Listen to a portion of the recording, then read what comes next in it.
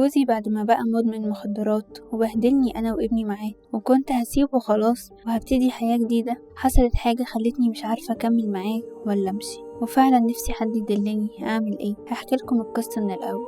انا اتجوزت وانا عندي 20 سنة. جوزي كان راجل موظف واتخطبنا لمدة سنة، وخلال السنة دي كنا مشغولين قوي في ترتيبات الفرح والجواز واللازم منه. كان الحاجة الوحيدة الملفتة للنظر انه بيقعد مع صحابه اكتر من اللازم، زائد ان هم طول الوقت شكلهم ما كانش مريح بالنسبة لي. المهم اتجوزنا، وبعد الجواز كنت تقريبا بشوفه بالصدفة. كان بيتعامل معايا كأنه متجوزني غصب، وللأسف حملت. وهو اول ما عرف قال لي روحي لبيت اهلك كده بدون مقدمات. وفعلا رحت لبيت اهلي، وخلال فترة الحمل ما شفتهوش غير مرتين تقريبا. في المرتين ابويا هو اللي كلمه يجي يشوفني، ويوم الولادة جه بعد ما ولدت وروحت لبيت اهلي، ولو عليه كان خلاني كملت عند اهلي العمر كله. بس انا بعد فترة اخدت ابني ومشيت، قلت كفاية حمل على اهلي كده، خصوصا انه ما كانش بيديني ولا مليم. ولما رجعت البيت ناهيكوا عن البهدلة والكركبة، هو شخصيا كان في حالة وحشة جدا، وساعتها عرفت انه مدمن مخدرات. ولما واجهته نزل فيا ضرب لدرجة ان جرح الولادة فتح، ورحت المستشفى تاني.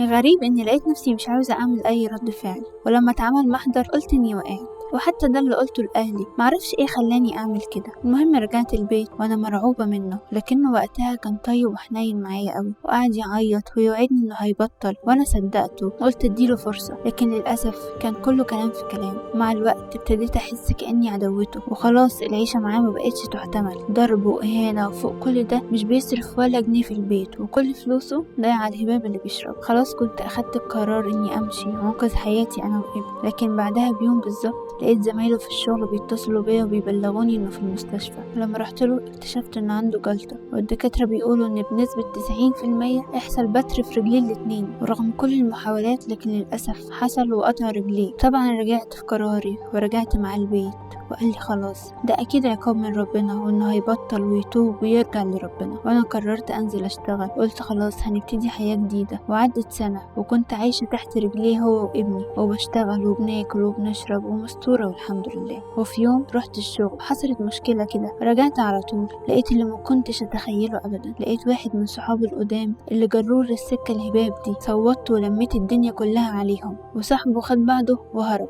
وجوزي قاعد يقول لي ده جاي يزورني، كتر خيره، انتي عايزاني اتقطع من الناس يعني؟ وقعد يزعق وانا ازعق، والجيران يهدوا ما بينا. وحلفت عليه محدش من صحابه دول يدخلوا بيتي تاني. راح عند معايا وقال لي انا تعبت من القعده لوحدي، ونفسيتي تعبت وزهقان، وانتي بتسيبيني لوحدي. ومن بعدها اتجرأ وبقى بيجيب صحابه كل يوم يسهروا معاه. واحده واحده رجعوه يشرب تاني، بقى بياخد فلوس يديها لهم عشان يرضوا يجيبوا له المخدرات. في يوم حصلت الكارثه اللي خلتني خلاص لازم اخد القرار. في ليله وهم سهرانين معاه واحد منهم حاول يعتدي عليا، وجوزي طبعا مش حاسس بالدنيا، وبقيت بين نارين، مش عارفه امشي واسيبه وهو في الحاله دي، ولا اقعد واستحمل، ولا اخده واخد ابني واهج واسيب البلد كلها. في نفس الوقت مش قادر استحمل القذاره اللي جابها بايده لحد البيت. قولولي اعمل ايه؟ انا بجد محتاره.